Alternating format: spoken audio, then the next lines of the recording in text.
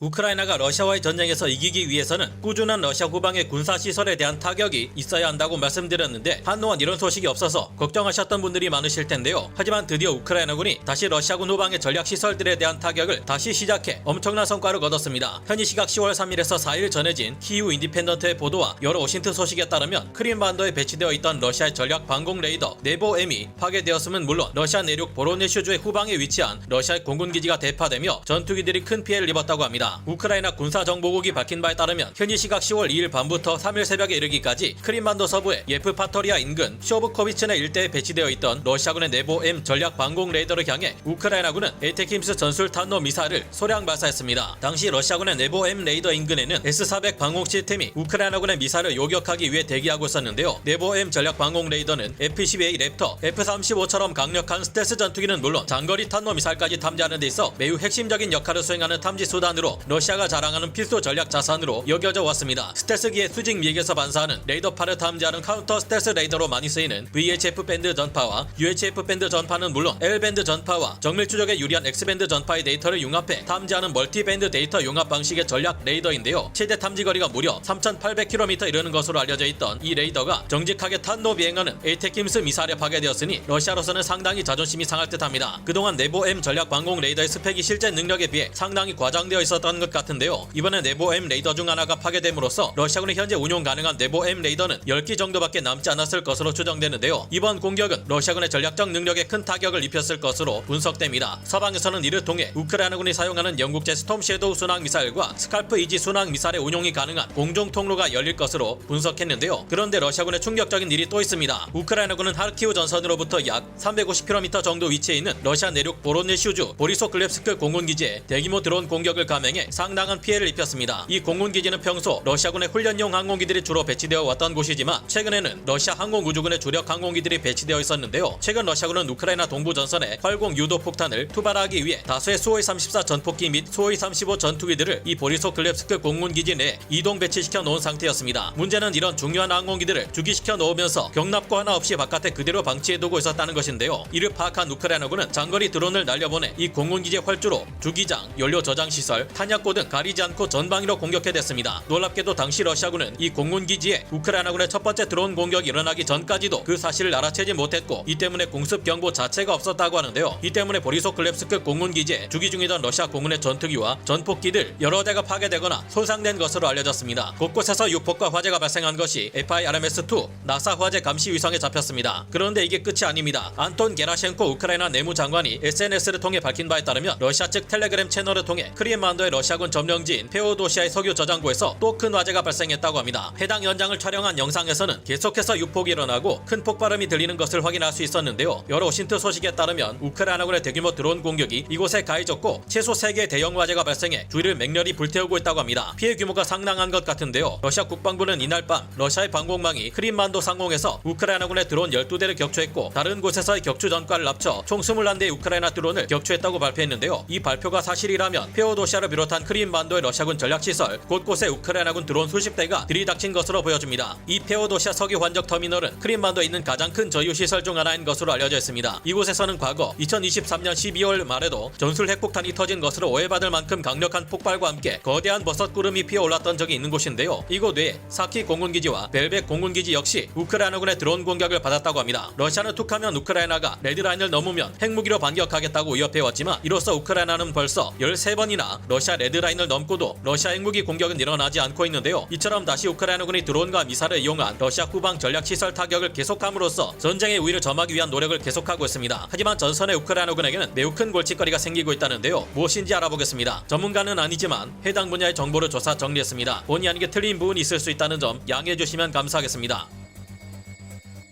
최근 러시아 본토 쿠르스크 지역을 장악하고 있는 우크라이나군은 아예 이 지역에 참호를 구축한 채 버티고 있는데요. 러시아군이 항공폭탄을 이룬 곳에 계속 투하하며 어떻게든 우크라이나군을 쫓아내려 하고 있지만 대부분 이런 작전은 실패하고 있다고 합니다. 우크라이나 본토 하르키우 전선에서는 공세를 가해왔던 러시아군이 오히려 수세로 몰리고 있는데 그 이유는 최근 급하게 이 지역에 있던 러시아군 병력이 본토 쿠르스크 지역으로 차출되었기 때문입니다. 우크라이나의 시메트 공장이 있는 볼첸스크에서는 러시아군이 대대급 병력을 동원해 공세를 시도해봤지만 중대 2개 규모 병력이 박살나면서 돌아온 것은 처참한 실패 실패뿐이었는데요. 북동부 쿠피안스크 크레미나의 러시아군은 대규모 기갑 장비를 투입하기만 하면 막대한 피해를 입는 탓에 소규모 돌격대를 침투시키고 있지만 이 방법도 사상자 수가 엄청나게 높아 좋지 않은 상황입니다. 러시아군이 라스푸티차 현상이 오기 전에 점령하려던 포크로우스크에서도 직접 공격하기가 어려워 주변 남부 쪽으로 영역을 확장하는 데 그칠 뿐이며 진격 속도가 크게 줄어들어 버렸습니다. 최근 이곳에서 러시아군은 대규모 기갑 장비를 내세워 공세를 벌여봤지만 두 개 중대가 전멸해 버렸는데요. 부울레다르 북동쪽 3호 광산 주변을 향해 러시아군이 계속 공격 중이지만 우크라이나군이 충분히 잘 막아내고 있는 상황인데요. 토르스케 외곽 지역에서는 우크라이나군 60여단이 FPV 드론을 사용해 러시아군의 T-72 전차 하나가 포탑에 유폭을 일으키며 무려 76m 상공까지 날아가 버리는 굴욕적인 신기록을 세웠습니다. 이런 상태에서 우크라이나의 날씨가 악화되며 점점 더 많은 비가 내릴 것이 예상되는데요. 그러나 러시아군이 대량의 드론을 사용해 전술을 다변화하고 있는 반면 우크라이나군이 이를 막을 수단이 점점 더 요원해지면서 상황이 악화되고 있습니다. 물론 우크라이나군은 드론과 포병 전력에서 현재 러시아를 압도합니다. 우크라이나는 현재 연간 400만 대의 드론을 생산할 수 있는 능력을 갖추고 있으며 그 외에도 자국산 장거리 타격 무기를 늘려가고 있는데요. 이는 무기 대신 자금을 지원하기로 한 유럽과 미국 덕분에 더욱 가속화되고 있습니다. 하지만 드론 전력이 급격히 늘어난 것은 러시아 역시 마찬가지인데요. 최근 전해지고 있는 우크라이나군 방공작전 관계자들의 언급에 의하면 최근 러시아군이 샤이드 136 계열의 장거리 드론의 사용량을 급격히 늘리고 있다고 하는데요. 뿐만 아니라 이 드론들은 이전과 달리 굉장히 복잡한 경로로 이동해가며 공격합니다. 그 예시 중 하나로 들 수 있는 것이 이것인데요. 우크라이나 전선은 물론 수도 키이우와 후방의 전략시설을 노리는 러시아군 드론들은 최근 굉장히 복잡한 비행 경로로 동서남북 사방에서 날아들고 있습니다. 이 드론들은 러시아의 다른 순항 미사일들과 함께 섞여 날아들어 우크라이나군에게 피해를 주고 있는데요. 지금이야 우크라이나군이 이를 잘 막아내고 있다지만 장기적으로 볼 때 위험하다고 합니다. 우크라이나군 방공작전 관계자 중 하나는 최근 10월 2일 밤부터 3일 새벽까지 105대의 샤이드 131, 136 드론들이 공습을 가해왔고 우크라이나 전역에서 이를 막기 위해 치열한 전투를 벌였다고 합니다. 그 결과 97%에 달하는 격추율을 보이며 대부분의 러시아군 드론을 막아냈다고 하는데요. 당시 우크라이나군은 88대의 드론을 영토 내에서 격추했고 23대는 우크라이나군의 전자전 재민 공격에 의해 통제력을 상실한 채 엉뚱한 야지에 추락했다고 합니다. 우크라이나군 방공작전 관계자는 최근 러시아군의 드론들이 키이우와 같은 중요한 곳에 대량으로 집중 공격을 가해오거나 여러 방향으로 경로와 고도, 패턴을 바꿔가며 날아들고 있어서 이를 모두 요격하는 것이 상당히 까다로워지고 있다고 하는데요. 우크라이나군은 모든 곳에 방공망을 배치하기 어렵기에 러시아군의 드론이 날아들 곳으로 미리 이동해 방공 전투를 진행하는 이동 방공단을 편성해 지금까지 운용해 오고 있습니다. 문제는 이들이 끊임없이 날아드는 러시아군의 드론을 막아내기 위해 쉴 새 없이 이동해가며 계속 전투를 수행하느라 거의 탈진 상태에 있다고 호소하고 있다는 것입니다. 러시아군은 이미 올해 초부터 하루에 4,000대, 한 달에는 수만 대의 드론을 생산하고 있고 가장 주력으로 이용되는 수단은 러시아제 란셋 대외 탄약 드론과 이란제 샤이드 131, 136 드론입니다. 이 드론들은 원래 생산 단가가